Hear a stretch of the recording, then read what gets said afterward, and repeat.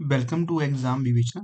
तो दोस्तों, जैसा कि आप लोगों को पता है, हम अपने चैनल पर डिस्कस कर रहे हैं जो एलटीटेट के महत्वपूर्ण पीवाईक्यू सीरीज। ठीक है, तो इस वीडियो से पहले भी हमने इसके बहुत से पार्ट्स को डिस्कस कर लिया है। अगर अभी तक आपने उन्हें विजिट नहीं करा है तो अभी जाकर आपने भी विजिट करिए। व्हाट्सएप ग्रुप में आपको वो सारे के सारे लिंक मिल जाएंगे।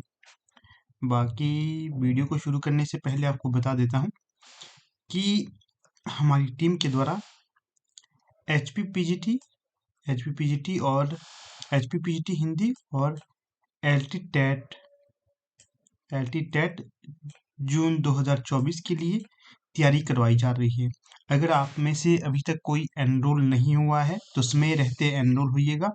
आपको संपूर्ण तैयारी करवाई जाएगी यहाँ पर। जैसे कि आपको पता ही है, जो अपना आता है पेपर एल टी टेट का, उसमें कितने क्वेश्चन पूछे जाते हैं? 150 क्वेश्चन पूछे जाते हैं उसमें।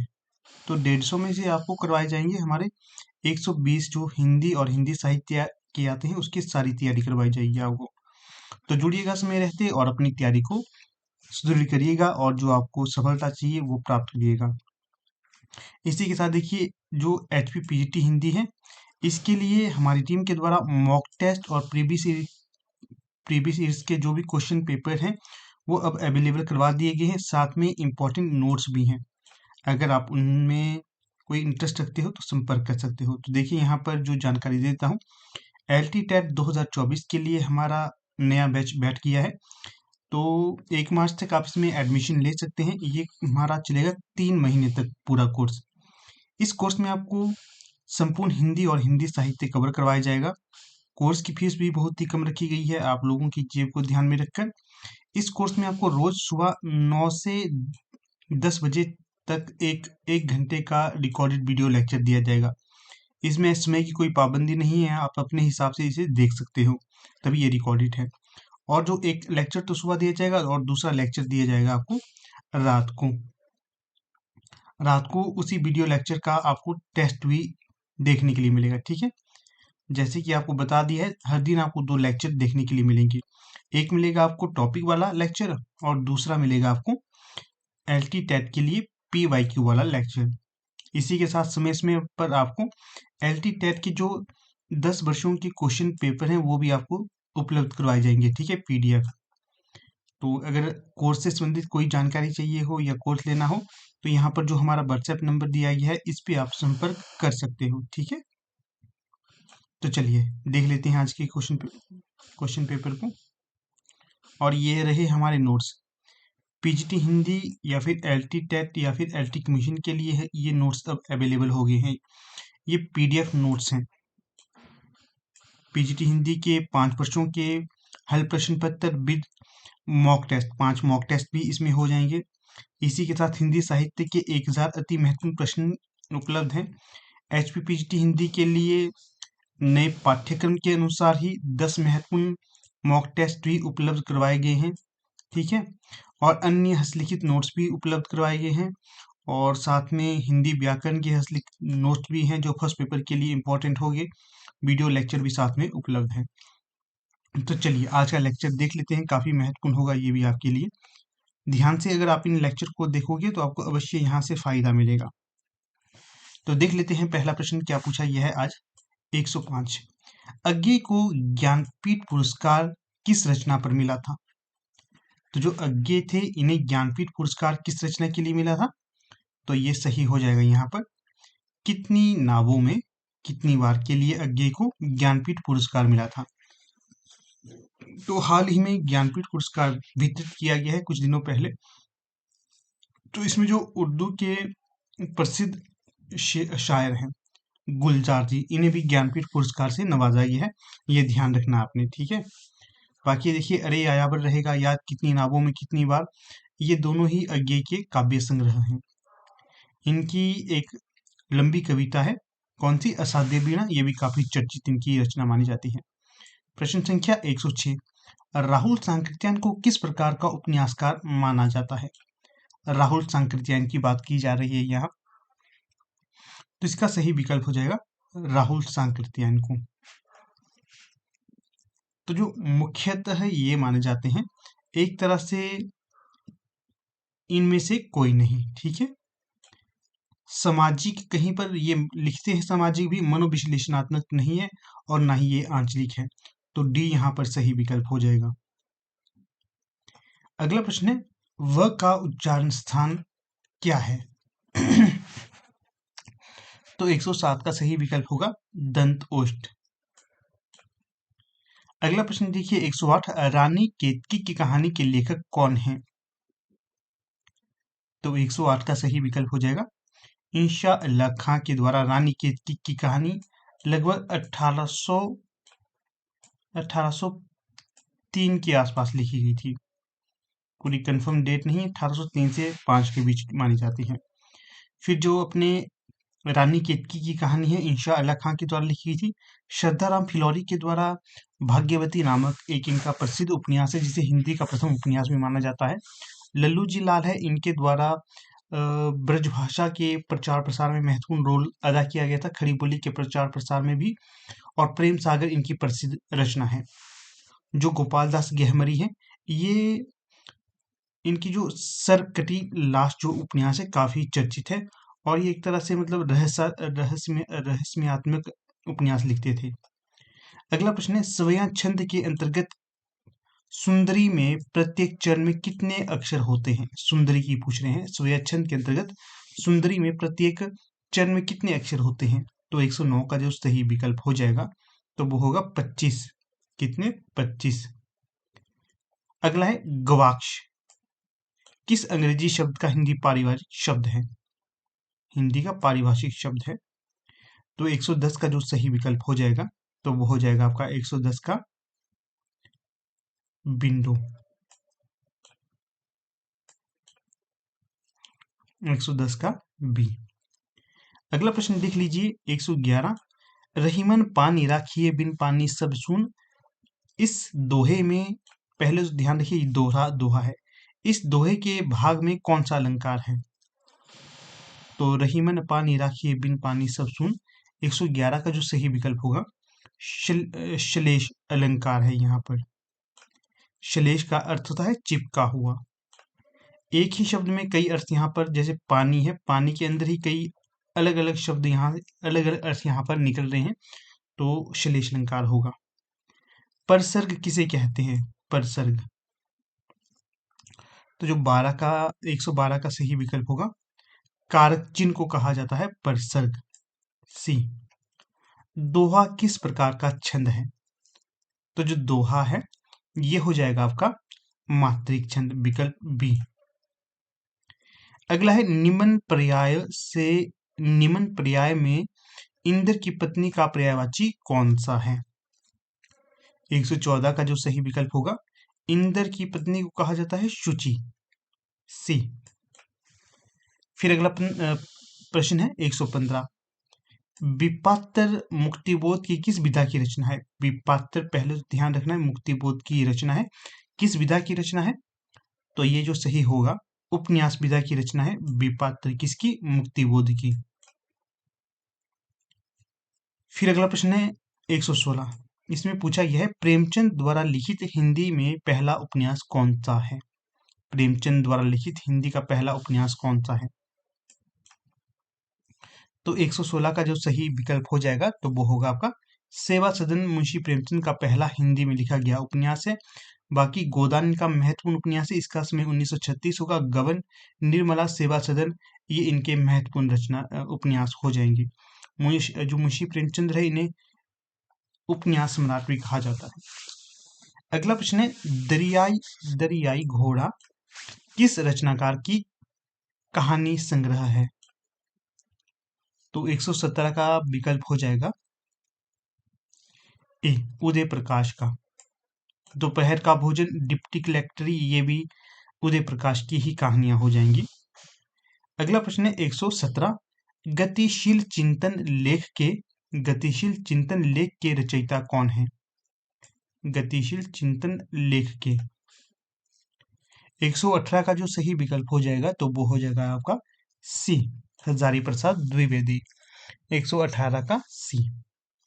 अगला प्रश्न है, क्या प्रश्न है, संत कबीर पर आधारित एवं हजारी प्रसाद द्विवेदी द्वारा लिखित कौन सी पुस्तक है?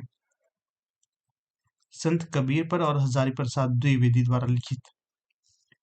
तो 119 का जो सही विकल्प हो जाएगा तो वो हो जाएगा कबीर, सी। ये जो रचना है ये लगी है आपको HPPGT हिंदी के पाठ्यक्रम में, वहां पर कबीर ग्रंथावली दी गई है, कबीर ग्रंथावली नहीं कबीर होगी, सिर्फ कबीर। मोही का हंसती, मोही का हंसती की कोहरही मुझ पर हंसता है या मुझे बनाने वाले कुम्हार पर। प्रस्तुत पंक्ति पहले से पूछी जाती है किसकी है, मलिक मोहम्मद जायसी की। और जो मलिक मोहम्मद जायसी है ये भक्ति काल के अंतर्गत प्रेमाश्री शाखा के अंतर्गत आते हैं और इनकी पद्मावत प्रमुख रचना है। इन्होंने ये प्रस्तुत पंक्तियां किसे कही थी, तो ये शेरशाह सूरी को कही थी, अर्थात जब शेरशाह सूरी मलिक मोहम्मद जायसी पर हंसता है। तो 120 का सही विकल्प होगा यहाँ पर डी, शेरशाह सूरी पर। यहाँ पर देखिए क्या लिखा गया है, ठुलची, ठुलची नहीं दुलची दर्रा, दुलची दर्रा हिमाचल प्रदेश के किस जिले में स्थित है। 121 का जो सही विकल्प हो जाएगा कुल्लू में है दुलची, ए सही होगा यहाँ। फिर अगला प्रश्न है 122, हिमाचल क्षेत्रफल की दृष्टि से हिमाचल प्रदेश में सबसे बड़ा जिला कौन सा है। सबसे बड़ा है क्षेत्रफल के आधार पर लाहौल स्पीति, ठीक है। उसके बाद कांगड़ा चंबा का स्थान आता है, और जनसंख्या के आधार पर सबसे बड़ा कांगड़ा है, फिर मंडी का स्थान है, ये भी ध्यान रखना है। और सबसे छोटा कौन है जनसंख्या के आधार पर, जो जनसंख्या के आधार पर सबसे छोटा होगा लाहौल स्पीति, जो क्षेत्रफल के आधार पर सबसे बड़ा है, और क्षेत्रफल के आधार पर सबसे छोटा है हमीरपुर। प्रसिद्ध झांझर नृत्य हिमाचल प्रदेश के किस जिले से संबंधित है। प्रसिद्ध झांझर नृत्य हिमाचल प्रदेश के किस जिले से संबंधित होगा, तो ये हो जाएगा आपका चंबा से। गद्दी नृत्य भी यहीं से संबंधित होगा। अगला प्रश्न है 124, हिमाचल प्रदेश का प्रथम आयुक्त कौन था।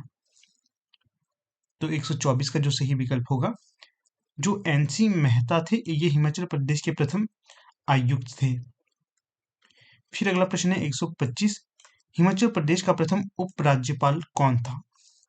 तो 125 का जो सही विकल्प हो जाएगा, तो ये हो जाएगा विकल्प ए, मेजर जनरल हिम्मत सिंह हिमाचल प्रदेश के प्रथम उपराज्यपाल थे।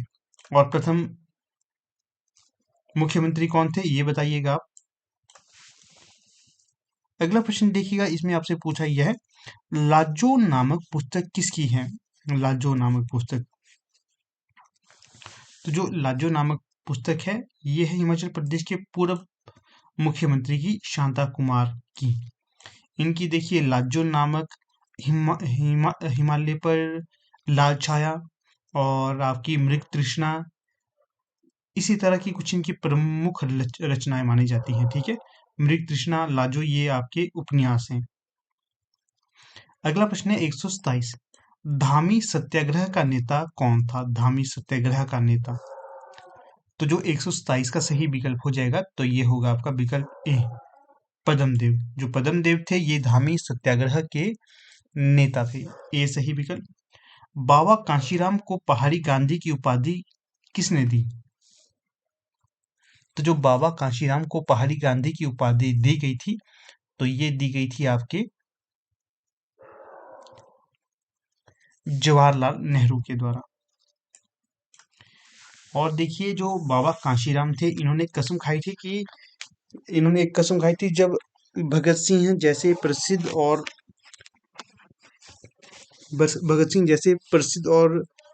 जवान देशभक्तों को फांसी की सजा सुनाई गई थी, तो उन्होंने कहा था कि जब तक भारत आजाद नहीं होगा तब तक ये काले बस्तर ही धारण करेंगे। ऐसी कुछ घटना मुझे याद आ रही है। और इन्हें बुलबुले हिंद या पहाड़ों दा बुलबुला किसने कहा, ये प्रश्न बताइएगा। सरोजनी नायडू के द्वारा कहा गया था ये। अगला प्रश्न देखिएगा, ये भी प्रश्न पूछा जाता है, महात्मा गांधी पहली बार हिमाचल प्रदेश में कब आए या शिमला कब आए। 1921 को आए थे। हिमाचल प्रदेश का राज्य पक्षी कौन है। ये पहले आसान क्वेश्चन आते थे, अब थोड़े मुश्किल आते हैं। तो जो हिमाचल प्रदेश का राजकीय पशु है, पक्षी है, तो ये जाजूराना या जुजूराना होगा। अगर पूछा जाता राजकीय पशु कौन सा है, तो ये होगा स्नो लियोपार्ड, बर्फानी तेंदुआ। अगला प्रश्न देखिएगा 130, इसमें पूछा गया है पानीपत की पहली लड़ाई डैश के मध्य हुई थी। पानीपत की जो पहली लड़ाई हुई थी ये किस किस के मध्य हुई थी, तो ये हुई थी जी आपके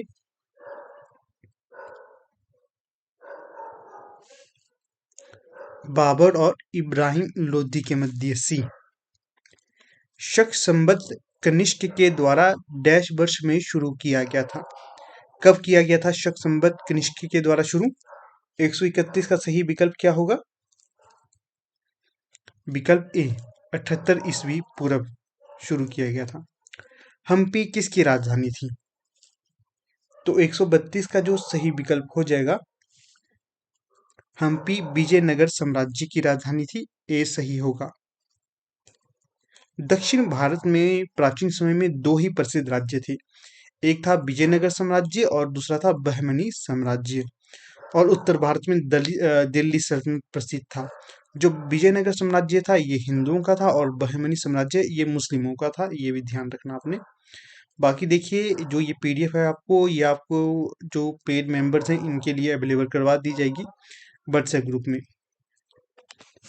अगला है 133, कालिदास एक प्रसिद्ध कवि थे, तो बताइएगा किस काल के प्रसिद्ध कवि थे कालिदास?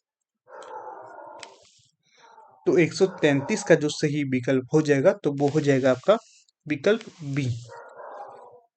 गुप्त काल के प्रसिद्ध रचनाकार माने जाते हैं कालिदास। बी सही विकल्प होगा यहाँ। भारत में रेलवे किसने शुरू किया था? तो जो भारत में रेलवे शुरू किया गया था तो ये करवाया गया था आपके लॉर्ड डलहौजी के द्वारा। लॉर्ड डलहौजी ने इसने शुरू किया था भारत में रेलवे का जाल शुरू। अगला है 135, प्रस्तावना का प्रारूप किसने तैयार किया था? तो जो प्रस्तावना का प्रारूप शुरू किया गया था पंडित जवाहरलाल नेहरू के द्वारा। बी सही होगा यहाँ। अगला प्रश्न है 136, संविधान का कौन सा अनुच्छेद संसद को संविधान में संशोधित करने की शक्ति प्रदान करता है? तो जो सही विकल्प हो जाएगा यहाँ अनुच्छेद 368। जो संविधान के किस अनुच्छेद में हिंदी के बारे में वर्णन किया गया है? 343 से लेकर किस 351 तक, ये भी आपने याद रखना है, ये भी प्रश्न कई बार पूछा जाता है। अगला है 137, निम्न में से कौन सा प्रत्यक्ष कर नहीं है? तो जो प्रत्यक्ष कर नहीं होगा तो वो होगा आपका बिक्री कर। 137 का जो सही विकल्प होगा ये सी होगा।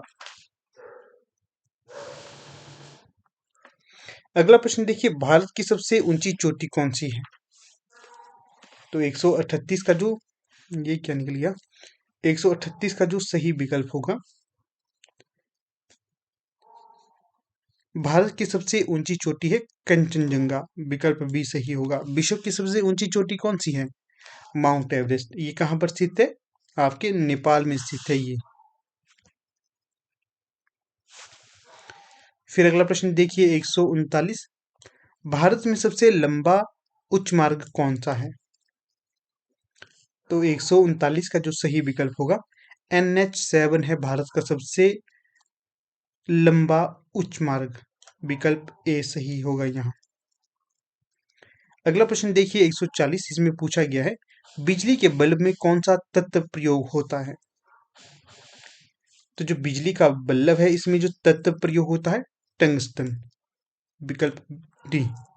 और इसके अंदर कौन सी गैस होती है? Nitrogen gas.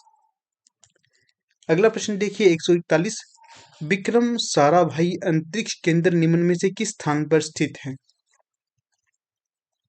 तो जो 141 का सही विकल्प होगा तो ये हो जाएगा आपका तिरुवनंतपुरम। इसमें थोड़ा सा संशय मुझे लग रहा है, 1 मिनट आप वेट करना। तो यहाँ पर आप देख सकते हो जो विक्रम साराभाई अंतरिक्ष केंद्र है, ये है आपके तिरुवनंतपुरम में। जो तिरुवनंतपुरम है, ये भारत के केरल राज्य का सबसे बड़ा नगर है और राजधानी है। तिरुवनंतपुरम जिले का मुख्यालय भी है। केरल की राजनीति के अलावा शैक्षणिक व्यवस्था का केंद्र भी यही माना जाता है। ठीक है, तो ये ध्यान रखना है। यहाँ पर देखिए थोड़ी सी तथ्य आपको और दे देता हूँ। जो इसरो इसरो का सबसे बड़ा एवं सर्वाधिक महत्वपूर्ण जो केंद्र है, वो विक्रम साराभाई ये केंद्र ही है। ठीक है, यहाँ पर रॉकेट, प्रक्षेपण यान एवं कृत्रिम उपग्रहों का निर्माण एवं उनसे संबंधित तकनीकी का विकास किया जाता है। केंद्र की शुरुआत थम्बा भूमध्य रेखीय रॉकेट प्रक्षेपण केंद्र के तौर पर की गई थी। ये कब की गई थी? आपके 1962 में। केंद्र का पुनः नामकरण भारतीय अंतरिक्ष कार्यक्रम के जनक डॉक्टर विक्रम साराभाई के सम्मान में किया गया था। फिर यहाँ पर देखिएगा आगे है इसरो। इसरो से भी आपके सीधे सीधे प्रश्न पूछा जाता है कि इसरो की स्थापना कब की गई थी? इसरो की स्थापना की गई थी 21 नवंबर 1963 को, और इसका जो मुख्यालय है इसरो का, त्रिवेंद्रम, केरल में है। ठीक है, और क्या महत्वपूर्ण रह सकता है इसमें? और तो ज़्यादा कुछ महत्वपूर्ण नहीं रह सकता है। इतना ही महत्वपूर्ण है, ज़्यादा महत्वपूर्ण नहीं है ये। फिर चलिए चलते हैं अपने पीडीएफ की तरफ।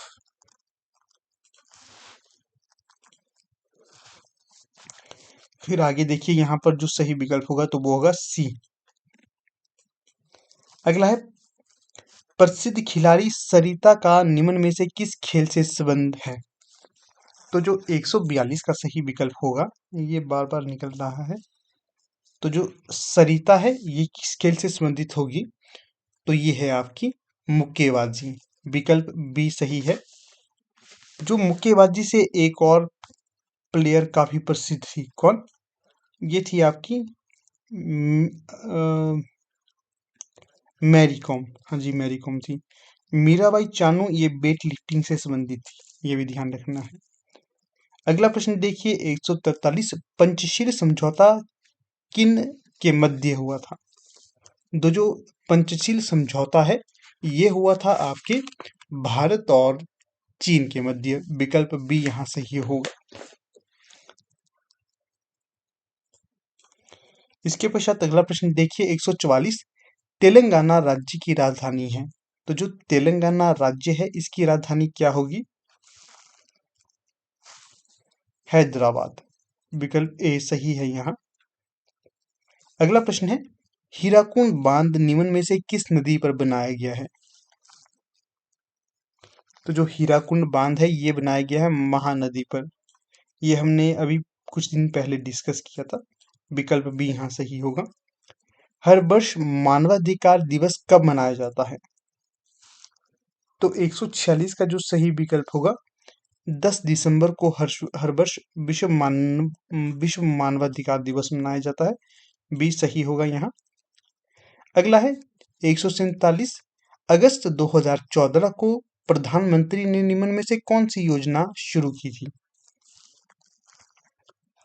तो 147 का जो सही विकल्प हो जाएगा तो वो होगा आपका विकल्प बी, प्रधानमंत्री जनधन योजना। स्टैटिक जीके बन गया है ये, इसको ध्यान रखना है। अगला प्रश्न है 148, हरित क्रांति का जनक किसे कहा जाता है, या हरित क्रांति का पिता किसे कहा जाता है? ये कहा जाता है डॉक्टर नॉर्मन बोरलॉग को। विकल्प ए सही होगा। अगला प्रश्न है 149, भारत में पुनर्जागरण का जनक किसे कहा जाता है? तो जो भारत में पुनर्जागरण काल का जनक माना जाता है तो ये माना जाता है आपकी राजा राम मोहन राय को। विकल्प बी सही होगा। अगला प्रश्न देखिए 150, बिहार का मुख्य आदिवासी समूह है। तो बिहार का मुख्य आदिवासी समूह कौन सा होगा?